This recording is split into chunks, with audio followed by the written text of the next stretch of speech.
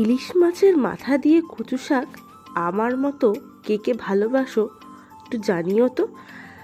বাড়িতে এসেছে বর্ষার প্রথম ইলিশ, তো ইলিশ মাছের তো বিভিন্ন রেসিপি হবেই, কিন্তু মাথা দিয়ে হবে আজ হচ্ছে কচু শাক।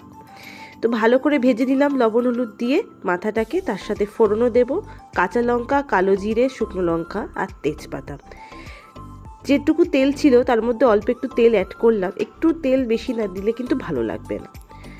তো ফোড়নটা দেওয়ার পরে দিয়ে দেবো হচ্ছে জল ঝরিয়ে রাখা সিদ্ধ করে রাখা কচু শাকটা, তারপরে তাতে দেবো লবণ হলুদ, ভালো করে মিশিয়ে নিয়ে ওই ভেজে রাখা মাথাটা দিয়ে দেবো, আর তার সাথে দেবো হচ্ছে অল্প একটু চিনি। যা স্বাদ, এই স্বাদের কিন্তু ভাগ হয় না।